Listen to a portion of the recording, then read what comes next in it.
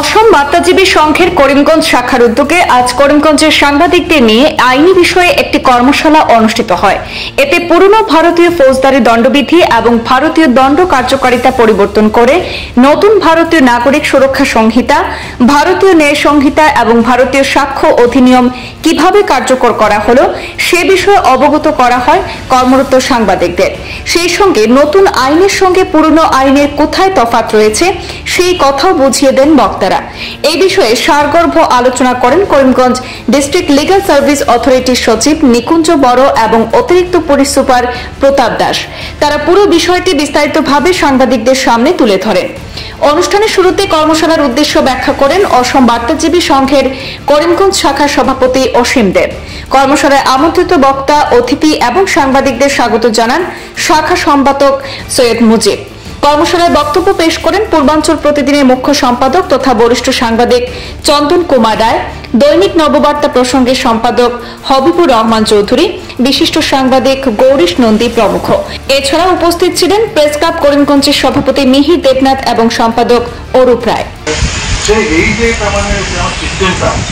আগে 30 বছর আগে আরেকটা কেস ছিল, আমি ভুলে গেছি। তারপর মানে একটা একটা করে যেগুলো তার মানে আসামে ছিল তারা তার মানে কি একটা একটা করে তার মানে কি করে তারা তার মানে কি করে এই বেড হয়ে গেছে। তারপর আরো সেগুলো কতদিন পড়েছে আজকেও শুনছি যে সেই কেসটা 30 বছর থেকে চলে যাচ্ছে, শেষে হয়ে গেছে। এরকম যদি সিস্টেমটা চললে তো হবে না। সেই জন্য তার মানে ভারতীয় নাগরিক সুরক্ষা সংহিতারে তার মানে কতগুলো কথা বলছি যে কতদিনের মধ্যে আমার ইনভেস্টিগেশন শেষ হতে লাগবে বা শুরু হতে লাগবে, কতদিন থেকে তার মানে কোর্টকে টাইম দেওয়া হবে, কোর্টে কতদিন থেকে তার মানে কী কী কেসগুলো কখন তার মানে শেষ করতে হবে বা চেক করতে হবে, সেগুলো কথা তার মানে ভারতীয় নাগরিক সুরক্ষা সংহিতা 497 এই সেকশনগুলো তার মানে কতগুলো সুপ্রিম কোর্টের জাজমেন্ট সেইগুলোতে আসছিল। সেই জাজমেন্টের পর তার মানে সেগুলো তার মানে এই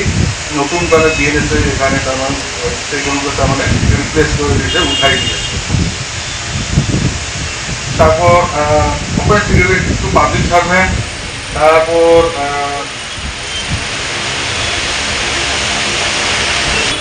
কিছু তার মানে পাবলিক অথরিটি বা কাউকে সুইসাইডের ভয় দেখায়, ভয় মানে কি থেকে নিয়ে দিয়ে তার মানে কি আনলফুল কাম একটা বা মানে এরকম কাম একটা করার জন্য বাধ্য করা, সেগুলো যেমন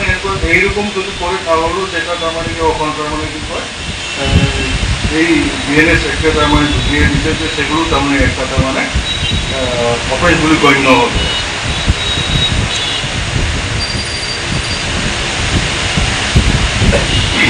কিন্তু এখানে যেগুলো তার মানে দিয়েছে একটা আপনাদেরকে পড়ার সময় পাবেন উপরে একটা তার মানে কি কয় একদম স্টার মার্ক আসেনি। তার মানে ইয়াতে সেকশন 106 এটা হবে, সেখানে তার মানে লেখা আছে যে সাপোজ অ্যাক্সিডেন্টের কেসগুলো আগে 279 ছিল, 279, 304B, 337, 338 এগুলো ছিল। তারপর সেখানে 106 আমার মানে কি মনে হয় 106 আমরা কি করে গাড়িটা আমরা বা ড্রাইভারটা অ্যাক্সিডেন্ট করার পর যদি তার মানে কি করে সে কোনো একটা থানা বা কাউকে তার মানে না বলিয়ে তার মানে চলে যায়, তাহলে তার মানে পানিশমেন্ট দেওয়া তার মানে কি করে সেটা তার মানে অল্প আলাদা। কিন্তু সেটা তার মানে কি করে অল্প ডিসকাস করবে, ডিসকাস করার পর সেটা কোনো অপারেশনের ডেটটা নোটিফাই করবে। এগুলো তার মানে যে মার্কগুলো পড়ার সময় দেখবেন তার মানে কি করে আমি উপরে দিক থেকে নিচে তার মানে 1, 2, 3, 4 এরকম করে এক্সিডেন্ট মার্কগুলো তার মানে একটা আসলে দেওয়া আছে, সেটা কবে তার মানে অপারেশন হবে কবে হবে না। আচ্ছা, এটাই ছোটো মোটো মানে আপনাদেরকে অল্প বলে দিলাম, কিছু একটা মেজর চেঞ্জ হয় নাই। আর আপনারা হঠাৎ তার মানে ছোটা তার মানে কি করে যদি কনফিউশন হয় সে যেটা তার মানে ফ্যাক্ট হবে সেই ফ্যাক্টটা তার কথাগুলো তার ডাইরেক্টলি আইপিসি যাবে, তার আইপিসি সেকশনটার পর নেক্সট তার মানে আপনি অটোমেটিক্যালি জানতে পারবেন এটা অমুক সেকশনে। এপ্লাই কৰিলে হ'ল আপুনি জাষ্ট ডকুমেণ্টছটো ল'ব আৰু ফিজিকেলি মাত্ৰ কেৱল চাব। লাহে লাহে আমি এইটোও কৰিছোঁ। আমাৰ ডিষ্ট্ৰিক্টৰ ডিছপ'জেল বহুত ফাষ্ট,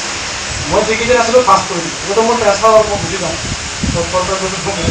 কিন্তু তাৰপিছত মানে ধৰক মই যেতিয়া আহিছিলোঁ ডিষ্ট্ৰিক্টৰ অৱস্থা বহুত বেয়া। In case of e service বা সেৱা সেতু এইবিলাক নাছিলে নতুনকৈ ইন্ট্ৰডিউচ কৰিছে আৰু 5টা দেশ আছে মানুহ হোৱাটছএপ ভিডিঅ' কল কৰক ঘৰত যদি এভেইলেবল নাই সেইটো কৰক কিন্তু মানুহ ছাৰ্ভিচটো কৰক যিটো গভৰ্ণমেণ্টে কৈছে দুটাই ছাৰ্ভিচ তেনেকুৱা কথা কিছুমান আছে পুলিচৰ এটিটিউডটো চেঞ্জ হ'ল ল চেঞ্জ হৈছে এটিটিউডটো চেঞ্জ বহুত বস্তু চেঞ্জ আৰু চেঞ্জ আহিব আৰু ভাল হ'ব লগতে আপোনালোকৰ পাব্লিকো এৱেৰ হৈছে সবকে আৱাৰনেছ নহয় বহুত ধৰণৰ ছাৰ্ভিচ তেওঁলোকে পাই আছে 5 মিনিট লাগে ৰেজিষ্টাৰ কৰিবৰ কাৰণে 10 মিনিট লাগে আপোনাৰ মানে পাৰ্মিশ্যন পাব আগতেতো ইমেজিনেবল নাছিল তেনেকুৱা কথা এইটো চব একেই আছে এইবিলাকৰ ডিফাৰেঞ্চ কৰা নাই নটিছটো এফআইআৰটো চেঞ্জ হ'ল এফআইআৰটো লগতে গৈ দিব লাগিছিলে কিন্তু এতিয়া এফআইআৰটো কি আছে ই এফআইআৰ কৰিব পাৰিব ই এফআইআৰ কৰিলে 3 দিনৰ ভিতৰত কিন্তু গৈ ছিগনেচাৰটো মাৰিব লাগিব নহ'লে যিকোনো মানুহে এফআইআৰ দি দিব পিছত যেতিয়া ইনভেষ্টিগেশ্যন হ'ব প্ৰব্লেমটো কাৰ আপুনিতো এটা মানে এইটো প্ৰেক্টিকেল প্ৰব্লেম আপুনি এফআইআৰ দিয়ে বোলে অমুক হৈছে ঠিক আছে তেওঁ লাগে ঠিক আছে তেওঁক আমি আনিলোঁ তেওঁ ক'ব কমপ্লেইন কোনে তেওঁ নক'ব জানো আপুনিও ক'ব আপুনিতো মানুহটোক কওক যে কমপ্লেইনটো কোনে হৈছে নে নাই সেই এলিগেশ্যন লগাব পাৰে মনত এটলিষ্ট টিকেটৰ ভিতৰত আহি ছিগনেচাৰটো মাৰিব ছিগনেচাৰটো ধাৰত মাৰিলে আপোনাৰ কেছ হৈছে 3 দিনৰ ভিতৰত নামাৰিলেতো নহয় জিৰ' এফআইআৰটো বেলেগ ই এফআইআৰটো বেলেগ জিৰ' এফআইআৰটো ক'ৰবাত যিকোনো অল ইণ্ডিয়া আপুনি দিয়ক জাগাত সেই থানাত গুচি যাব কিন্তু ই এফআইআৰটো বেলেগ আপুনি অনলাইন মাৰিব পাৰিব থানাত যাব লাগিব কিছুমানে এনেই কমপ্লেইন কৰি থাকিব কিছুমান এতিয়া ধৰক আগতে আছিলে কি অনলি এফআইআৰ এতিয়া বহুত মোড আছে কমপ্লেইন ই কমপ্লেইন আছে গ্ৰিভেঞ্চ আছে এফআইআৰ আছে কেছ ৰেজিষ্টাৰ হ'লে কেছ নোহোৱালৈকে ই এফআইআৰ তাৰ আগলৈকে গ্ৰিভেঞ্চ কমপ্লেইন ইমান ধৰণৰ ছিষ্টেম আহিছে চবতকৈ প্ৰব্লেমটো চল্ভ এতিয়া সেইটো কাৰণে বেলেগ ডিপাৰ্টমেণ্টৰ কামো কৰিবলগীয়া হৈছে বাৰু এইটো বেলেগ কথা এডুকেশ্যন ডিপাৰ্টমেণ্টৰ কামো আমি কৰিবলগীয়া কাৰণ তেওঁলোকে ৰেচপঞ্চ নকৰে চব এতিয়া পুলিচক মানে হেৰিটো দিয়ে ৰেচপঞ্চটো এটা পাইতো পাব্লিকৰ এক্সপেক্টেশ্যন বাঢ়িছে কি ল'বৰ কাৰণে বেছি ল'ব পাৰে ফাঁকি ল'বৰ কাৰণে থানা যাব নালাগে আপোনাক ফোন কৰিব আপোনাৰ আয়ক অমুক কেছে আপোনাক ফাঁকি ল'ব আপোনাক লিংক দিলে ক্লিক কৰিলে ফাঁকি ল'ব ঠিক আছে আপুনি ক'ৰবাত ট্ৰাভেল কৰি আছে আপুনি ফাঁকি দিয়ে ফেক্টছখিনিহে ৰিভিল কৰিব লাগে ইনভেষ্টিগেশ্যন মানুহটোৰ প্ৰেজেঞ্চ নালাগে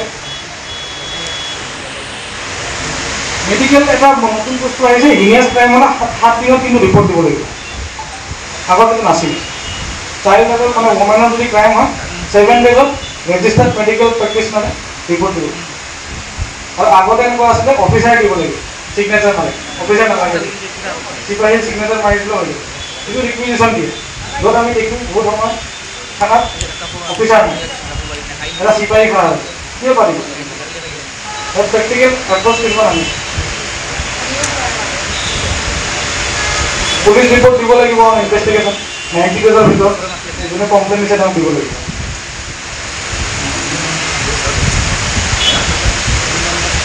বাকী এছ পিক অলপ পাৱাৰ দিছে আগতে নাছিলে এক্সিকিউটিভ মেজিষ্ট্ৰেট যিটো কাম কৰিব পাৰে এছ পিও পাৰিব এছ পিৰ মানে নতুন কৰিব লাহে লাহে মানে পুলিচৰ একচুৱেলিটো গৈতো পুলিচে ইনভেষ্টিগেশ্যন কৰে কিন্তু এক্সিকিউটিভ মেজিষ্ট্ৰেট কিছুমান জেগাত লাগে আৰু এছ পি লেভেলৰ অফিচাৰে আমাক অথৰাইজ কৰিব মানে স্পেশাল এক্সিকিউটিভ মেজিস্ট্রেট এটা আমাদের পাওয়ার দিয়ে মামলা দায়ের করলাম কারণ যেহেতু আমাদের ক্রাইম নিয়ে সবসময় একটা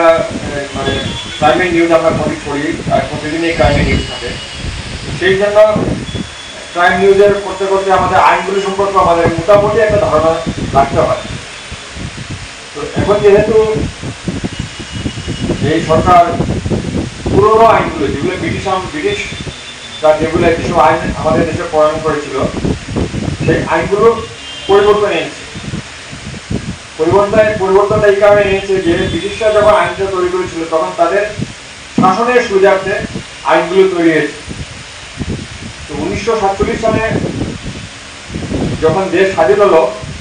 তখন তো দেশের রাজনৈতিক সামাজিক পরিস্থিতিও বদলে গেছে প্রশাসনিক ব্যবস্থাও বদলে গেছে তো সেই আইনগুলো পরিবর্তনের প্রয়োজন ছিল যাই হোক 70-75 বছর ধরে আইনগুলো পরিবর্তন হয়নি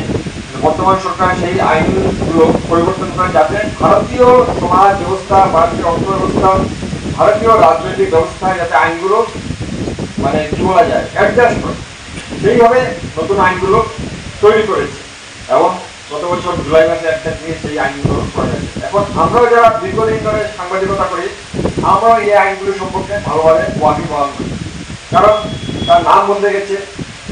যেমন 144 আমরা পাই লিখে থাকি, যেহেতু গন্ডগোল হলে 144 ধারা 144 ধারা জারি করে দেওয়া হয়। এখন সেটাও 163 নম্বর ধারা দেওয়া হয়েছে। আমি নিজেই জানতাম, যাই হোক পরে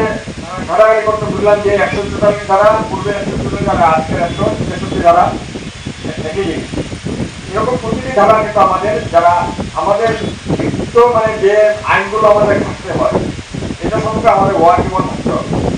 তাহলে কি হবে, ভুল লিখবো, ভুল লিখলে লজ্জার কথা, সাংবাদিকরা ভুল লিখলে, ভুল বললে এগুলো খুবই মানুষ তো আমাদের খবরের উপরে ডিপেন্ড করে থাকে। আমরা যদি ভুল লিখি, এটা ভুল খবর প্রচার হবে। সেই জন্য যে কোনো বিষয়, বিশেষ করে আইনটা তো খুবই মানে আইন সম্পর্কে যেগুলো চালু আইন আছে, মানে যে আইনগুলো আমাদের প্রতিদিনের সঙ্গে মানে আমাদের মিস করতে হয়, সেই ধরনের আইনগুলো সম্পর্কে আমাদের ওয়াকিবহাল থাকতে হয়। তো আমি খুবই মানে আমি জানি না কার মাথার মানে থেকে এই বুদ্ধিটা বেরিয়েছিল এই অসম বার্তাজির সঙ্গে। আমি তাদের মানে ভূয়সী প্রশংসা করি, মানে এরকম একটি মানে সময় উপযোগী কর্মশালা আয়োজনের জন্য আমি মানে তাদের মানে কি বলবো, মানে তাদের ধন্যবাদ জানাই, তাদের অভিনন্দন জানাই। আমার মনে অন্তর থেকে যে এইরকম একটা বিষয় তারা এই আলোচনা কর্মশালায় তারা একটা মানে সাবজেক্ট করেছে। তো আমি আশা করি আমি নিজেও আজকে থাকবো, শিখবো, আপনারা যারা আছেন আপনারাও। ও সোনালী জয়ন্তী বর্ষ উপলক্ষে আমরা কর্মশালার আয়োজন করেছি। আমরা যেহেতু ভারত সরকার ফৌজদারি আইন সম্পর্কে কিছু নতুন আইন, তো এই আইন সম্বন্ধে আমরা এখনো যথেষ্ট অবগত নই। আমাদের দৈনন্দিন কাজকর্মে এই আইনগুলো আমাদের জানা অত্যন্ত জরুরি, কারণ আমরা দেখেছি বিভিন্ন সময়ে আমরা অজান্তে কিছু ভুল হয়ে যায় আমাদের মধ্যে, যার জন্য আমরা পরবর্তী সময়ে লজ্জা অনুভব করতে হয়, বা আমাদের যে এখতিয়ার আছে এই এখতিয়ারেরও আমরা অনেক সময় ছাড়িয়ে যাই। তো দীর্ঘদিন ধরে এই আমরা জানার অনেক কিছু আছে, আমরা যে সব জানি না, আমরা জানি না, তো আমাদের জানার